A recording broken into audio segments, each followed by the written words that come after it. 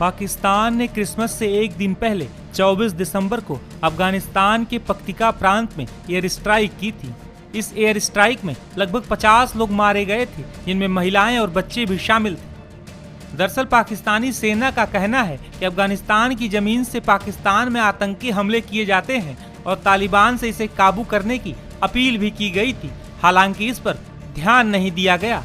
इसी वजह से पाकिस्तान ने अफगानिस्तान में आतंकी ठिकानों को निशाना बनाया है। हालांकि तालिबान ने दावा किया है कि इस हमले में आम लोग मारे गए हैं। पाकिस्तान ने जहां हमले किए हैं वहां के लोगों का भी कहना है कि पाकिस्तानी हमले में केवल निर्दोष लोग मारे गए हैं। महिलाओं और बच्चों सहित हताहतों की संख्या दुखद और दिल दहला देने वाली है। ये एक जघन्य कृत्य है। इसे कोई भी स्पष्ट रूप से देख सकता है कि वहाँ कोई आतंकी या टीटीपी का कोई सदस्य नहीं है। यहाँ तो केवल तबाह शरणार्थी हैं या तो भूखमरी में रह रहे अफगान। वहीं एक दूसरे स्थानीय शख्स ने कहा कि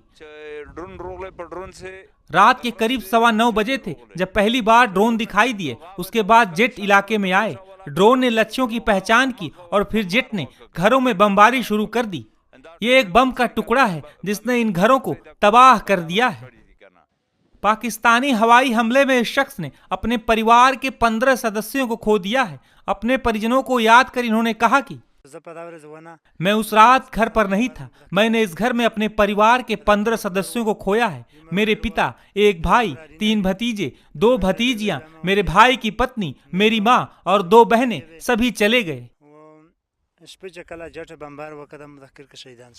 वहीं पाकिस्तान के इन हमलों के बाद अब तालिबान ने भी कमर कस ली है और इसके लिए ऑपरेशन भी शुरू कर दिया है। कल देर रात खोस्त और पख्तिया प्रांत में तालिबान और पाकिस्तानी सेना के बीच झड़प में 19 पाकिस्तानी सैनिकों के मारे जाने की खबर है।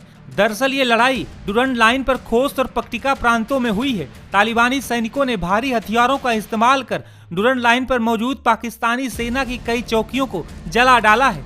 तालिबानी रक्षा मंत्रालय ने कहा है कि कम से कम 19 पाकिस्तानी सैनिक मारे गए हैं और कई घायल हैं। जानकारी के मुताबिक तालिबानी सेना ने देर रात को सटीक तरीके से पाकिस्तान के सैन्य चौकियों पर हमला बोला था। तालिबानी सेना के इस हमलों के बाद पाकिस्तानी सेना इस नुकसान को छिपाने में जुटी हुई है।